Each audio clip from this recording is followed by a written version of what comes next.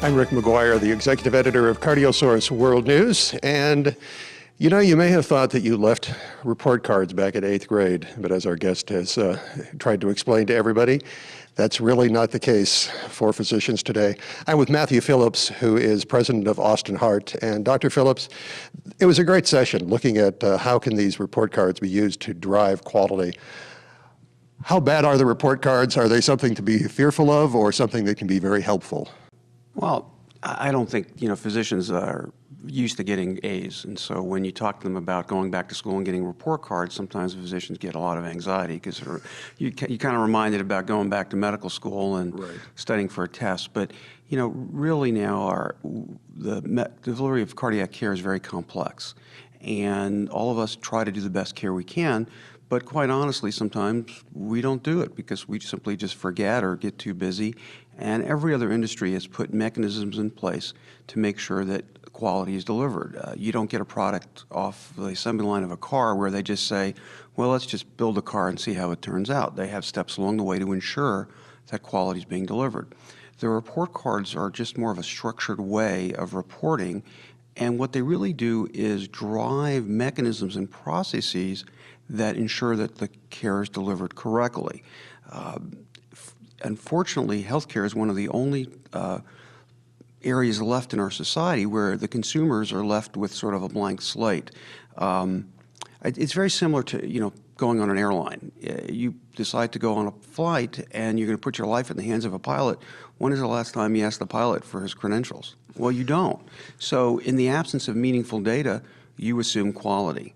Well, the airline industry has done pretty well, though. There's not a lot of plane crashes. And so since they've performed that well, people can assume quality. Unfortunately, if you look at healthcare, we do not have the same quality record or the same consistency with lack of variability that the airline does. If we could deliver healthcare with the same reliability as the airlines do to get you from one place to the other and actually to get your luggage, we wouldn't need report cards. So this is the first step for us to begin to develop metrics in advance that we can follow. And the real goal of this is not to penalize anyone or give them a failing grade. The goal is to say, okay, there's an area that perhaps needs improvement. What could we put in place?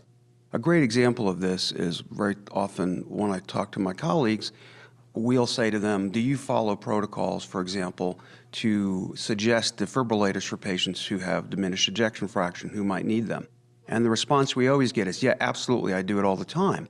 Well, then using your EMR, you start pulling up all those patients who have a low ejection fraction who don't have a defibrillator.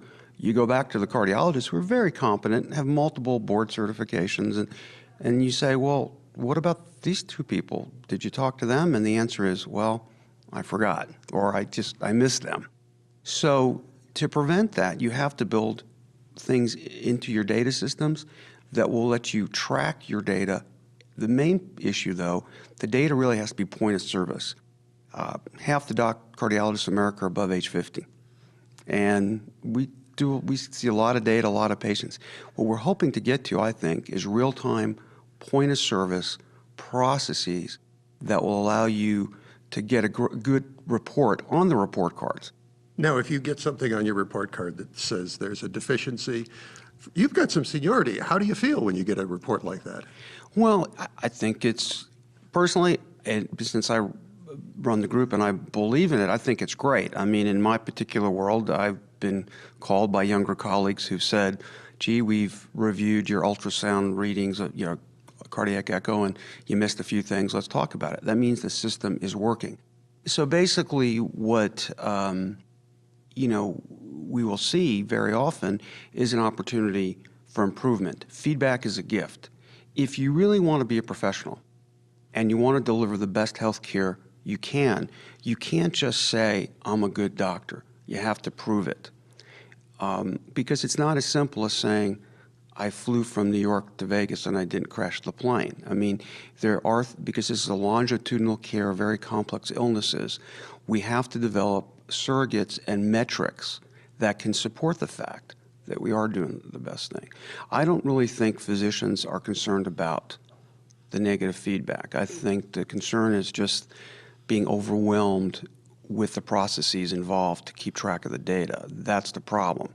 I think if a physician had, through the use of an EHR, real-time feedback to do the right thing, I don't think anyone would have a problem with it.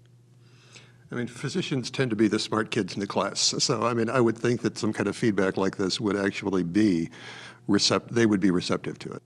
Well, the key is the measurement tool has to be reasonable, meaningful, and measurable. Very often when physicians get bad reports, their first thing is to say, well, the report must be wrong because I can't be, right? So you have to get past the idea that the measurement tool is wrong. No measurement tool is perfect. You have to adjust over time to improve it. And once you get past some of the emotions of a negative score, then you get to, okay, this is not about you and your ability.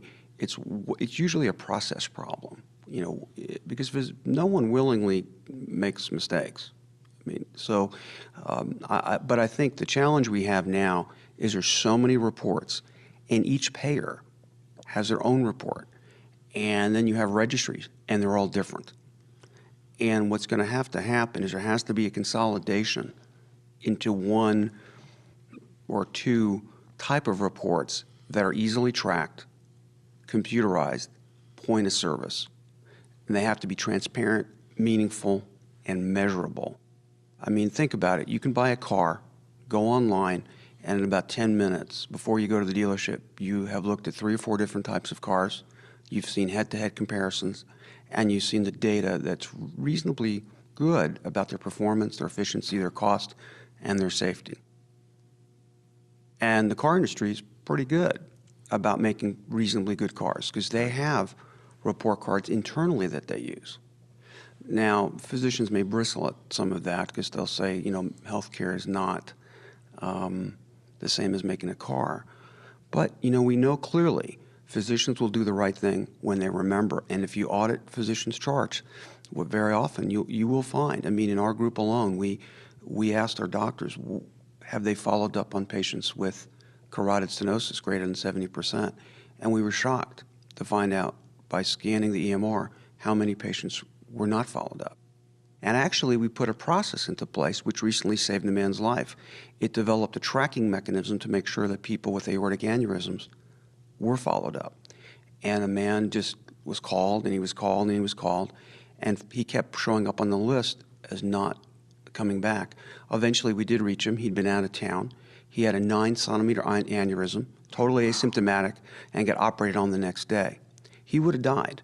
The only thing that saved him was we realized we needed a systematic way of following up patients that didn't rely on the physician's memory. It started with a scorecard. How are we doing at following up vascular disease? The score was bad. We were doing a bad job. You put processes in place, do a better job, and now you save someone's life. And that's not by any cardiologist doing anything differently. That's simply by using your data systems effectively to manage a disease. So these scorecards, they're here now and they're going to stay as far as you're aware of?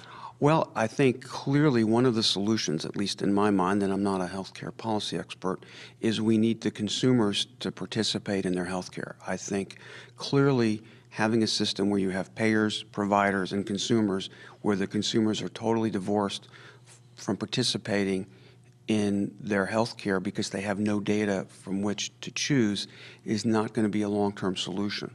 And so, yes, to give the consumers, and the consumers are the federal government, the commercial payers, and the patients, they need data. But the data is not to see who gets an A. The data is to help physicians so that everyone gets an A.